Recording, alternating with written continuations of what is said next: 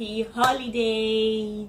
I just hope that you make good use of this holiday by taking out time to rest, like really rest, refresh yourself.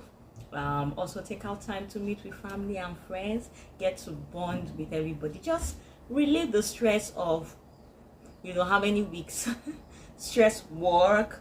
Have time for your friends or your family. Just make good use of this, and I wish you the very best this holiday, and productive weeks ahead because we'll have marathon. I think we have just one more holiday before the marathon walk, so yeah, take out time.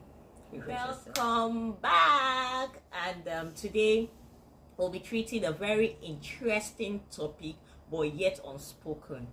It is something that happens in the workplace but it's not being discussed often, and it is one that affects both the employers and the employees. Today's topic is credited to one of us because she sent me in personal message and asked that we discuss it, and I am so grateful to everyone that sends in topics that they want to have my 2 cents on, and it just makes me happy. Yes, I feel happy and fulfilled, because the purpose of this channel is to educate people, to rub minds with people, and if I'm able to reach 1, 2, 3 people that give feedbacks like this to say, oh, we enjoyed last topic, okay, let's talk about this, it's a kudos to me. It's all I want, basically. So thank you so much for suggesting this topic, because I know you would learn, others will learn, and I will also learn. And this is why I keep encouraging everyone, please share my videos or these videos to everybody, because it's basically for workers, employers, those seeking for jobs, so they know certain things before they start working, before they sign on those dotted lines. So please share with people, let's spread it, let people be educated, let them be aware of what the workplace is all about. And please drop your comments, let's converse. If you think you cannot drop the comment there, which I think you should, let's engage. There's an email address there you could send to me as well.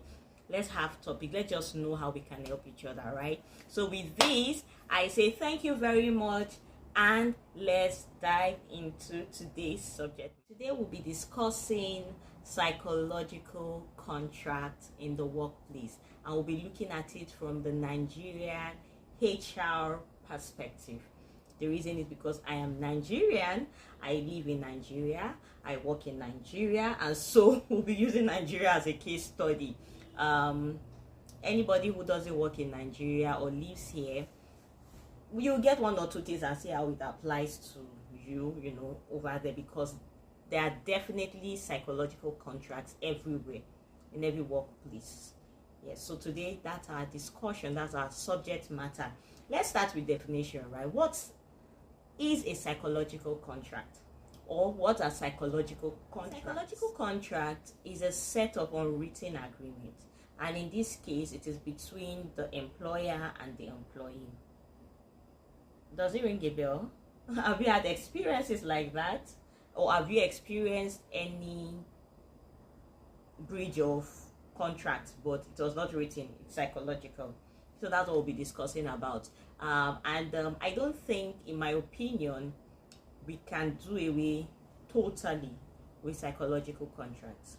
Why? Because we are human beings, and there are times where we assume things, and our assumptions end up turning to psychological contracts. And yeah, so that's why I think we can't do away with it 100%. However, there are tips that we could use to guide us in ensuring that, especially as HR, there's no agreement that is breached, whatever it is, and they will be able to control some of the assumed contracts or assumed way of work, and make sure that they are written and they are properly taken care of. So today we're talking about this psychological contract, and how give examples of them in the Nigerian workplace. So we'll state 1 or 2 examples and see how they work in realities of Nigeria, basically Nigeria workplace realities. And we also look at the implication of psychological contracts to HR. So if you are here, you are not a human resource practitioner, please, you can share this video with your HR personnel so that they also learn. You will also, it is for you because you are aware of some things that happen. Like I said, this topic is not one that is spoken about. People just go silent and continue with their work, but it is something that affects us at work. So you learn, be aware of it, and also help guide people. Also, we're looking at tips to help us, navigate our way around this topic. And HRs, please, especially for you, you have a whole lot of work to ensure that psychological contracts are minimized, yes, to the barest minimum at workplace. Okay, we'll be right back. Okay, let's dive into today's subject matter, like properly. Okay, we know that Nigeria employment landscape is largely influenced by different factors. Factors like economic instability, job unemployment, that's unemployment. What is job unemployment? My God, unemployment. Like I said, economic instability, so that leads to hike in prices and all of those. So with all of this, they birth psychological contracts, indirectly or directly. So we'll look at how psychological contracts come into play in the Nigeria system. I'll be talking about 3 factors because of time, or 3 things that can lead to that. One, we'll talk about economic factor. We'll also talk about cultural expectations. Yes, that can also lead. And the third, I need a common one, we'll talk about leadership. So cultural expectation, economic factor or economic pressure, and leadership. Let's start with the first, cultural expectations. We know that Nigeria is a country that values culture.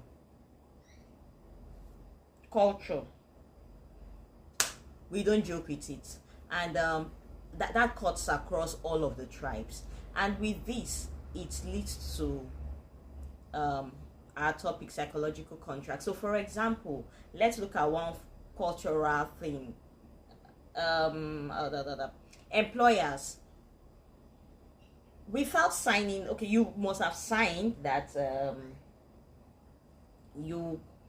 common example, on your contract you resume by maybe 8 or 9 and you're to close by 5, and that's what you signed while coming as an employee.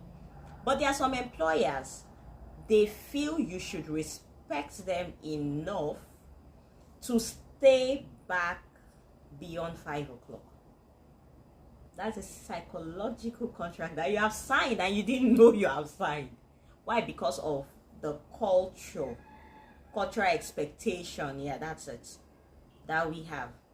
Some even go as far as, aside just staying extended hours, it is expected that once your employer is around, you can't leave, no matter the time. I don't know, maybe it's looking strange, but there are stories that I have experienced, and there are things that I've heard of people that experience. So if you've not experienced it, good for you. But if you have, just know that that is called the psychological contract, because it is not signed, it is not written, but it is a contract that you have entered into with your employer based on the cultural expectation that this your employer have. And therefore, that's for employer side. I'm looking for an example, perfect example for that is relatable with the employee. Yes, for employee, they feel once you employ me, I'm a member of your family. They want that family-like treatment. Yes, you are my employer, but I'm not your slave, so you treat me like a family. That's a psychological contract, because all paper we signed, you give me XYZ, that's your expertise, your skills and everything, and I pay you XYZ. But no, they want we want, let me not say they, because I'm also an employee, right? We want to be taken care of. We want you give us that soft life treatment. It's good though. I'm not saying employees should not treat their employers well. Treat them well and you get the best out of them. But I'm saying all of these are cultural expectations that have led to psychological contract. I hope I touched that well. If not, please drop comments. Let's discuss in the comment section. Yes, so that's for the cultural expectation. Economic what do I call economic realities, or what's the word, economic pressure, yes, can birth psychological contract in the workplace. We know that our economic instability, yes, would lead to so many wants, so many needs, like the hike in fuel price. At the same time, when the subsidy was removed, the price of fuel went up.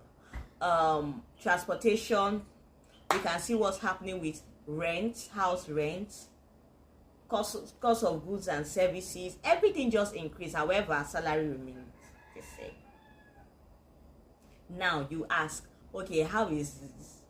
In all of this, where can you pinpoint psychological contract? Psychological contract in all of this comes when employees automatically think that employers are seeing the cost of goods and that things are no longer the same, so they should automatically just give a pay raise. Do you understand? But on the employer side, they are looking at, you are not the only one affected, right? You can also see that the cost of running this business has increased, and so if I don't make profit, like enough profit, I cannot raise your salary. And in their mind they are saying, moreover, we signed this contract so and so amount, and that's what I'll pay you regardless of whatever it is that is happening at the time. We can only increase when we do like a review and we say, okay, we have some money that we could fix or top up to your salary to just help cushion the effect of whatever it is that we are all going through in the country. But that first assumption of, sure, they know they see waiting they happen, they make their increase, and it is called a psychological contract because it is based on assumption that they should automatically just come and increase or do something for you to cushion that effect. Yes, so employers also on their own end automatically think you should also consider the business. So it's also a psychological contract both ways, right? And this is where communication is really needed in an organization. Effective communication will help reduce some of these assumptions. We'll get there when we get to the tips. And the third is leadership, the leadership style. Leadership and communication style. I don't want, because leadership and communication, I want them to go hand in hand. So leadership and communication styles birth or can result to psychological contracts. We know that, except now that things are changing, because we know that the cheese has moved and people are moving with it, the trend is changing. But the popular style of leadership in the Nigeria workplace is top to bottom, top to bottom. And that alone will give room to a lot of assumptions, because as employees, you only get to communicate with your colleagues, people in the same cadre with you. You don't get to relate much with the top management. You don't get to share your ideas except if like there's a survey and then they come or meet you for your review or your views on certain topics or certain things. And even at that, you might not give them the 100% because you feel like, this one I'm my oga. So that in itself can lead to an ineffective communication, and it also leads to psychological contracts. So you can see why I had to merge leadership and communication together. So now we know some of the examples of the topic psychological contracts. So we'll just quickly dive into the implications of these contracts to human resource practitioners. Okay, so we'll be looking at the implications of psychological contracts in human resources. So now that we understand what psychological contracts as human resource practitioners. Hey, what is wrong with me today? As human resource practitioners, it is expected that we start considering the fact that psychological contracts do exist, and we should try as much as possible to reduce it, because if we do not reduce it to the barest minimum, it will affect us and the organization. I'll refer you back to the topic of 5 mistakes that HRs should know that will cost them their jobs, and it will cost the organization as well. Maybe you add psychological contract as a 6. If it's not well managed, it will cost us greatly. So one thing that HRs should understand is that if psychological contracts are not well managed, it can lead to